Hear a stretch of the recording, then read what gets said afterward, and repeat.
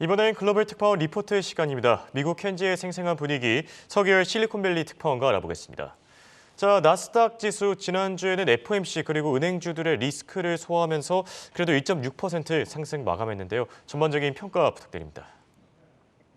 네, 기술주 중심의 나스닥 지수는 지난 한 주 동안 1.66% 상승하며 11,823.96으로 마감했습니다.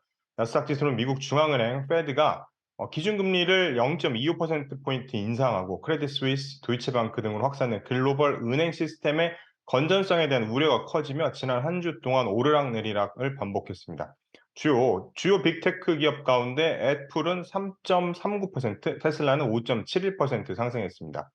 메타는 시장에서 짧은 동영상 릴과 추가 정리해고 계획에 대한 긍정적인 평가가 이어지면서 5.32% 올랐습니다.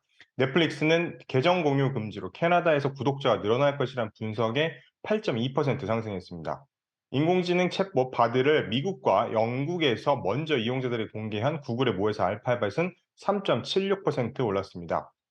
텍스트를 입력하면 이미지로 전환해주는 생성형 AI 달리를 검색 엔진 빙에 장착한 마이크로소프트는 0.4% 상승했습니다. 반면 지난주 초 9천 명을 추가로 해고하겠다고 밝힌 아마존은 0.83% 하락했습니다.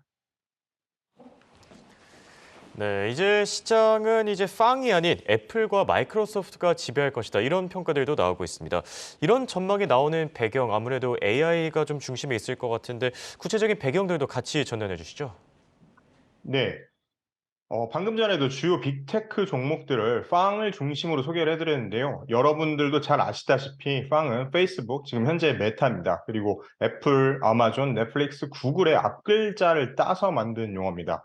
최근 월스트리트 저널은 팡의 시대는 지고 애플과 마이크로소프트가 미국 주식시장을 지배하고 있다라고 전했습니다.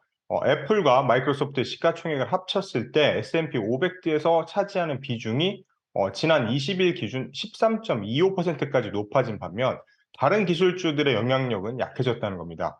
애플과 MS, 마이크로소프트의 비중은 1990년 이후 역대 최고 수준입니다. 애플은 7.11%, 마이크로소프트는 6.14%를 정도를 차지하고 있다고 월스트리트 저널은 전했습니다. 특히 마이크로소프트의 시가총액은 2조 640억 달러로 2조 달러를 다시 돌파했습니다. 2021년 12월 2조 5,600억 달러에 달했던 마이크로소프트의 시총은 지난해 10월 기준금리 인상 속에 주가가 하락하며 1조 5,900억 달러까지 쪼그라들었습니다. 하지만 올 들어 상승하며 2조 달러를 다시 회복한 겁니다. 특히 오픈 AI와 긴밀한 협업을 통해서 생성형 AI 기술에서 구글 등 다른 빅테크 업체들을 앞서가면서 시장에서 좋은 평가를 받고 있습니다. 애플의 시가총액은 지난해 1월 2조 9,700억 달러로 3조 달러에 육박했으나 1년 뒤인 올 1월 1조 9,800억 달러로 2조 달러 아래까지 떨어졌습니다. 이후 꾸준한 상승 곡선을 그리며 2조 5,220억 달러까지 올라왔습니다. 마이크로소프트, 애플의 주가는 올 들어 각각 15.26% 그리고 22% 올랐습니다.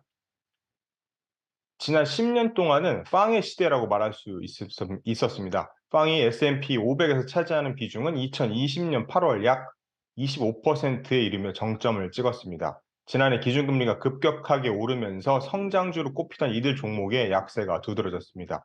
투자자들이 매도로 돌아선 겁니다. 그 영향으로 팡이 차지하는 비중은 21%까지 줄어들었고 종목별로는 희비가 엇갈렸습니다. 특히 메타는 개인정보 보호의 취약성이 드러나기도 했고 주력 사업인 광고의 매출이 줄어들면서 주가가 크게 떨어졌습니다.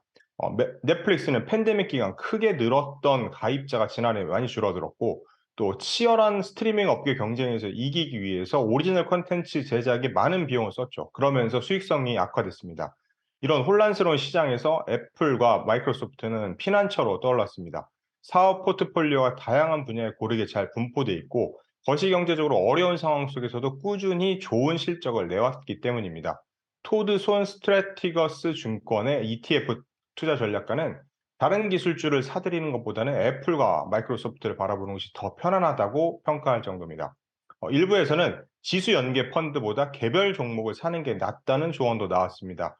로리 반 뒤센 LBD 어드바이저리 최고 경영자는 지수가 예전보다 소수 종목의 영향력 아래에 있다면서 지수에 베팅하는 것보다는 개별 종목을 사는 게 낫다고 조언했습니다. 지금까지 실리콘밸리에서 한국경제신문 서기열 특파원이었습니다.